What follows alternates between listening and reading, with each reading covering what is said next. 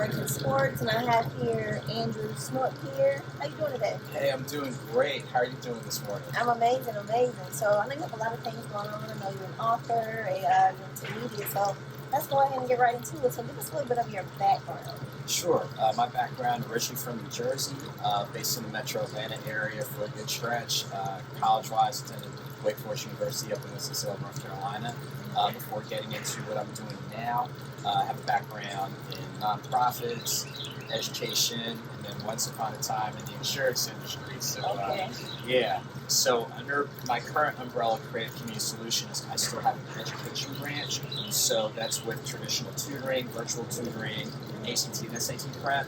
On the writing end, I've written 3 books, including the ones we're going to talk about today. I've recorded 4 audio books and also do editing services. And then on the press and media end, I actually host a show on the Status Network called The Conversation Corner, airing every second and fourth Wednesday, 7 p.m. Eastern Standard Time. So we cover entertainment, business, community, and more. So those are a few of my moving parts. Yeah, so you got a lot going on. So let's get into, so you have 3 books, right? 3 books, okay. Yes. So let's kind of get into those. Sure. So we're really going to focus today on Nothing Minor. Nothing Minor is my book that I released last summer, and it's based on my coverage of minor league baseball. For me, growing up, baseball was really like my favorite sport growing up. You know, you watch it with your dad or your grandparents or aunts and uncles. Actually played like, Little League, elementary, middle. Then high school, once I realized I had problems with hitting a fastball and a curveball, that was my hint that if I'm going to be, connected with the game, it's not going to be on the field. If the interest in minor league ball really started in 2019, I'd gone to different minor league games before, but in order for people to get to the major leagues, so the way that baseball works, you have Major League Baseball, which is the top level.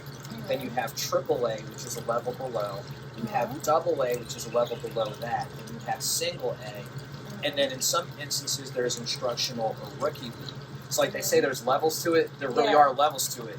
And a lot of people don't understand, players can get drafted straight out of high school. So when people see folks on the major league level and they say, oh, they're 21 or 22, that's because they started playing professionally right out of high school. And to me, minor league ball is a hidden gem. In no particular order, the price points are a lot more accessible. Like, the stadiums are more intimate. You get to see the game in a lot closer setting. A lot of times the players are more accessible. And you get a chance to see these players develop and ultimately, in a number of cases, make the major leagues. And I felt that was a sport that doesn't really get a lot of coverage, but there's some great hidden gems out there. So in 2019, I was able to do coverage of minor league ball mainly in the Southeast, so North Carolina, South Carolina, Georgia, Alabama, Tennessee, and Mississippi. And I was very intentional with a lot of my pregame interviews to interview African-American players because a lot of people forget baseball was really that first sport that really had the breakthrough regarding integration. Like, most people remember the film 42 with the late Chadwick Boseman, but that was the big sport. And even with tying in with our HBCU community, a number of HBCU's first intercollegiate sports happen to be baseball. So there's a lot of history there. Right. And during like the 80s, the 90s, the number of black players declined, and I think now it's less than 10%. So what I wanted to do is put the spotlight as much as I could on African-American players who are in the game, so people know that this could be a footprint that they can leave in the direction they can go. Right. And being able to do pregame interviews covering the game, so I was rotating between the press box and the camera pits. And then I had Emory Rose Photography based here in Metro Atlanta, assisted with coverage in Chattanooga, Tennessee, as well as Gwinnett County. Really just doing a better job of capturing that story, pregame and postgame. So for people who aren't familiar with the game, it's to help give them a bridge to get a little bit of a point of reference and realize there are black folk in the game. Seriously, there are. And when we identify these folks, let's help amplify what they're doing so people can look at baseball as a possible pathway.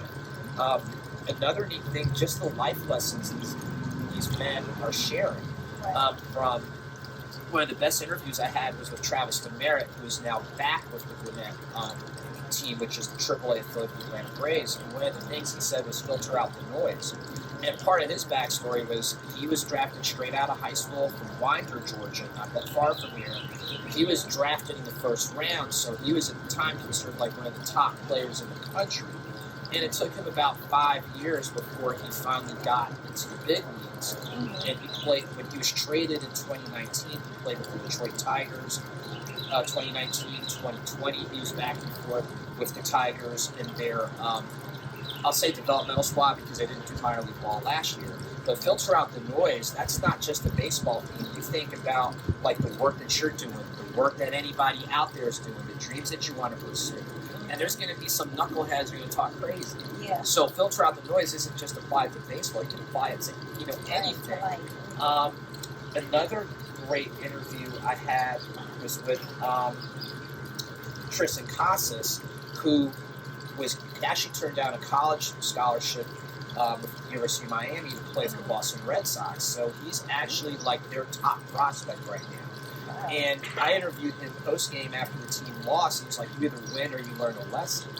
And at the time, he was 19. So you have like some 19, 20, 21-year-olds dropping gems. So even if you're not a fan of the game, just those insights about, having a work ethic, your focus, your dedication to your craft, those are things that are universal. And if you're a fan of the game, there's enough stats, photos, all that type of stuff. But another nice thing I was able to do with Nothing Minor on the history end is I was actually able to do a section on the Negro Southern Leagues Museum. So that's located right down the road from here in Birmingham, Alabama. And first off, they have the largest collection of archives, whether it's autographs to bats to jerseys to whatever. It's actually the largest set of Negro League archives in the U.S. So it's a great way. They've got a great exhibit on Jackie Robinson and a lot more of his backstory that the movie didn't go into, because actually he had a tryout with the Boston Red Sox. The Red Sox never called him back. So then he tried out with the Brooklyn Dodgers, and there's a lot of people familiar with the movie that the Brooklyn Dodgers signed him. He played minor league ball with their team in Montreal, and they got promoted, and the rest is history. So there's a lot of great historical nuggets, and when we talk about price points, that museum, if it's a group of 9 or less, it's free. And if it's more than 9, it costs $1. So to be able to take in history along those lines, the game, people who are from that region, things along those lines, and if you want to go to a game, the Birmingham Barons, which are the AA affiliate of the Chicago White Sox, is right on the same block. And as a side note, the Birmingham Barons borrowed their name from the Negro League team, the Black Barons. So there's a lot of neat footprints and things along those lines. That's interesting. So you got a lot of interesting stories. And so how long did it take you to actually gather all these? I covered from June of 2019 until August of 2019. So basically over an 8-week stretch, I was able to cover 7 games in 8 weeks. And again, that was across North Carolina, South Carolina, Georgia, Alabama, Tennessee, Mississippi. Oh, okay. I love it. Okay, so we have that. So what's, you got any further plans with the minor? One of the things I think I want to develop is earlier this year, thanks to the nonprofit Black College Sports Group 360, they hosted a series of Diamond Classics featuring our HBCUs. So the Jacksonville Diamond Classic, which was held towards the end of March, featured Savannah State and Edward Waters College. The one in Frisco, Texas, one of the suburbs of Dallas, the Lone Star Diamond Classic featured Southern University in Arkansas, Pine Bluff, and the Music City Diamond Classic up in Nashville featured Tuskegee and Lane College, and I was able to do book signings tied in with those. I definitely want to look and seeing if I can develop a piece on baseball, but focusing on HBCU baseball. Number one, we know HBCUs have a rich legacy, tradition, and are still needed and relevant. And number two, for a number of HBCUs, baseball was their first sport. It wasn't football, wasn't basketball. Baseball was their first sport. In a lot of respects, their primary sport. So being able to rediscover those stories and letting people know that there are pathways, academically, student athlete, things along those lines, I think that's important to tell because I'm sure someone has told them, I just don't know who they are. Right. I love it. Okay. So you have the books, and you also have your show with the network. Tell us, give us a breakdown on the network. Sure. So my show, The Conversation Corner, airs every second and fourth Wednesday, 7 p.m. Eastern Standard Time on the Status Network based here in Atlanta. And under the umbrella of entertainment, business, community, and more, I really try, again, to focus on narratives and stories, people, things that really deserve to be amplified. So I've been very fortunate to have interviewed people like Raindrop Lopez, the sister of the late Lisa Left Eye Lopez from TLC. On the opposite end of the spectrum, one of the young people that I tutored, Ariane Solomon, part of his story is he is actually a student athlete at Howard University in swimming. And a lot of people don't know that Howard University is the only HBCU with a Division I, quote, top-tier swimming program. And he was one of the top swimmers in Georgia. So being able to amplify a story like that, again, pathways to sports. There's nothing wrong with football and basketball, but look at other sports, especially some where we are woefully underrepresented. And I've had a little bit of everybody in between, members from our Greek letter community, different events, different political candidates from U.S. Congress to local elected officials, a little bit of everybody, arts and entertainment. So for me, why would I put boundaries on what I cover? Right. There's so many great stories, as you full well know, there's so many great people and great stories out there that don't always get the coverage and don't always get the traction. So if you're blessed to have a platform, like I'll tell anybody, whether it's 5 or 50,000, you're still connecting people who don't know who these other people are, who they are, and create as many win-wins as you can. Right. This is true. So even with you being an author and a creator, because it all ties in. So how do you keep those plans just going? I'll say honestly, my morning routine, like real talk, my morning routine, I wake up, I look at the verse of the day, I'll get some water, and thankfully there's a park where I do a lot of my walking, about like 5-7 minutes away from home, and I'll do like my extended prayer. You look at your calendar, you see what adjustments you need to make, and then you act like a big kid, like, wow, look at the birds, look at the squirrels, or look at the geese, or, whatever. I saw a rabbit the other day. And that has really helped me keep it together, just keep perspective, not only with those moving parts, but during the, especially the early part of the pandemic, when a lot of people had their, fears and uncertainties and stress. I'm like, getting out there for a good hour plus, getting like 4 miles in will clear your head real quickly. So I'm very thankful that's part of my routine. And like anybody, when your body tells you need to pause, you pause. When it's like you need to step away, it's okay to step away because you know that when you come back, in general, you're seeing something that you didn't see before. So like when you ask me the question about baseball, part of me slowing down is I've covered, 3 of these HBCU classics. There's more of that type of thing out there. So even if it's over the course of this year and next year, so I have a richer body of work. Who knows, 2022, the next book on baseball will be looking at that HBCU coverage. And I think it would just do those schools, those student athletes, those coaches, those alumni a lot more credit to be able to have, a body of work that parallels the body of work I did for Nothing Minor. I'd rather do it the right way than say I did. Right. Now, that's true. And so for a lot of the other aspiring authors, even current authors right now, like, what are some words of advice that you have for being an author and really getting the distribution and getting the word out? Number one, the most important thing is get started. And I'd say get started. The second thing is you have to find out what consistency looks like for you for writing. So is it every day? Is it every other day? Is it a couple times a week? I can't tell you what that looks like for you. You have to identify anything that you've accomplished. What amount of time did you invest and use that as a starting point? The next thing is, obviously, once you're done, making sure it's professionally edited, because when you put that out there, it's a representation on you and the material that you're covering, whether it's poetry, whether it's, fiction, whether you're interviewing people. You want to make sure you're putting your best foot forward. In regards to anything with marketing, promotion, obviously get on shows like this. But honestly, you have to really be your biggest advocate. And when people see that you are dedicated to your craft, people will take you seriously. Yeah. And you have to be aware. Social media is a great tool, but it's not the only tool.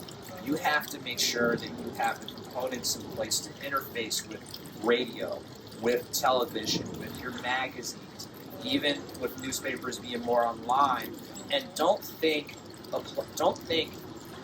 you're too big for a platform. I think a lot of people get caught up in the size of the platform or how many followers or all that type of thing, and that's fine and dandy.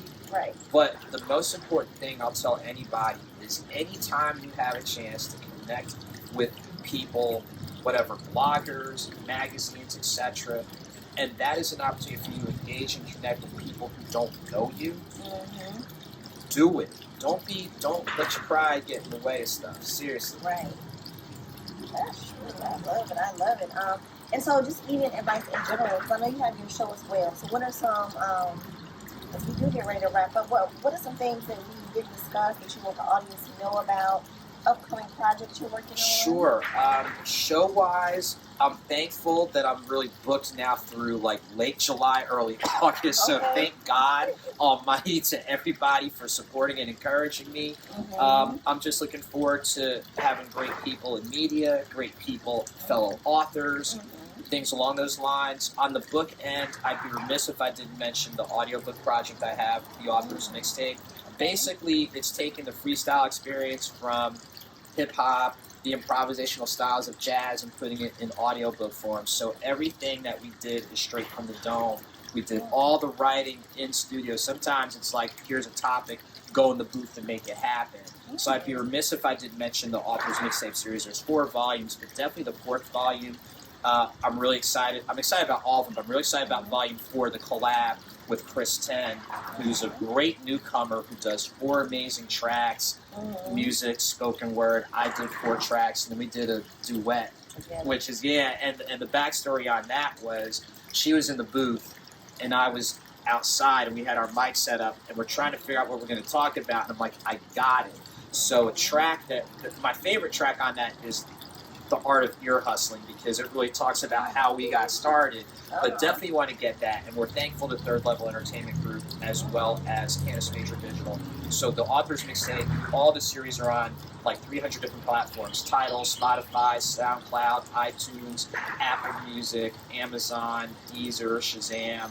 I don't know the other 200 something, but please check those out. So let's just make sure I understand, the audience understands what the author's mixtape or the author's audio tape. Yeah, the Author's Mixtape. Yeah. The Author's Mixtape. Okay, so it's you and another author. Yeah. So what we did, the first 3 volumes were just me, and basically, like I said, everything is done freestyle. Like we didn't write anything. You know how a lot of people write stuff and then you go in studio and record. So the quick backstory: the first edition of the Author's Mixtape, the Third Level Entertainment, their daughters wrote 20 random topics on sheets of paper. We put them in a hat. I pulled them. I had to go in the booth and write something. They had to figure out, especially if we did a music track with it, what music track they were going to use, and we recorded it in 1 take. We did it again. So the first volume is 7 tracks where we did those. And we go from topics on healthcare to politics to what gives you peace. But the topics were created by middle schoolers. So the first volume is basically really the mind of a middle schooler. The second volume, Beyond History, Beyond the Holidays, is an 8-track piece. And probably my favorite track on that is the Nosa Tribe. And what we did is it's a play off of a scene in the movie Posse where the general was basically didn't like black folk. And he was talking, when he said his servant was from the Motisa tribe, it was Mortiser, like, because he was fetching him tea, go pitch and fetch it. So what I did with that is the way that I did my voice. If people pay attention to the voice, you think the person's ignorant or all that type of thing. But if you listen to the questions and answers, it's like this person has a good understanding of bigger things. So it's just don't judge a book by its cover. The third edition, Get the Bag, is a 9-track and I did a response to the NOSA tribe called the Yesa tribe. So everything is affirmative, like things you would normally say yes, like should HBCUs be funded? Yes, they should. Things along those lines. And then the current release, the collab, that's the one with Chris 10, where we tackle a little bit of everything from, I'll say my favorite track of hers is a track called Wake. And if you need your daily motivation, encouragement, it kind of thematically reminds you of the Outkast Goody Mob track, Get Up, Get Out, and Get Something. Like, if you listen to Awake, that will help anybody get a good start to their day. My favorite track that I did individually was called Filet of Leftovers. And it's exactly how it sounds, like, you know, what's old can be new again. Before you discard something, let's look at it in another way. And then, of course, the duet that we did, that's obviously my favorite track. But that's my favorite track of hers, and that's my favorite track of mine, definitely. Okay, so the authors mix. I'm going to go check this out. It's on all platforms, right? Yes, it's on all platforms. Yes, ma'am. Okay, I love it. I love it. All right, so as we get ready to wrap this up, what are some final words that you want to leave to the audience about just a little bit of motivation and just being an author and creators in general? I'll say, real quick, when people ask why me, as you've heard, why not me? Right. Why not you develop that idea that people thought was crazy, but if you know that you're passionate about it, you feel like it has a purpose to help you grow and help other people grow, do it. And I can tell you from writing, I did my first book in 2017. I would have never thought that I've been able to do interviews like this, or doing festivals in Detroit, doing a book signing in Dallas, for crying out loud. You know, I'm still, I got a little salt and pepper, but I'm still a kid from Jersey trying to figure it out. And I would have never thought I would have gone to the spaces and places I've gone to. And I'll say this, and before we wrap up, the reminder of why I'm writing was in 2018, I did a book signing in Birmingham. And we had, you know, you have your light refreshments, you have your leftovers.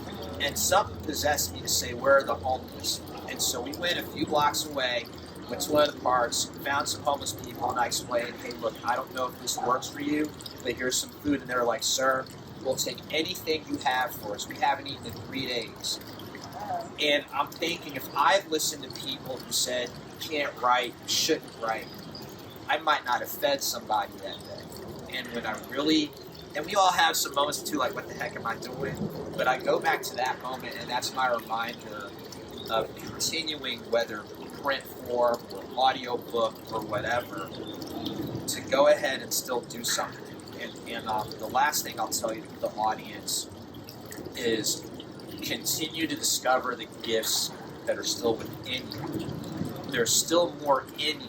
Take time to explore, take time to investigate. Because you never know. There's still greatness inside of you. Be willing to take a look, take inventory. Seriously. I love it. I love it. Oh, and also give us all of your social media. Where can we find you? Sure. So on Facebook, if you add me at the page Author Andrew Snorton, AUTHOR, Author Andrew Snorton. Instagram, Twitter, and YouTube, Author A. Snorton. For speaking requests, personalized copies, show information, you can email me at authorasnorton@gmail.com.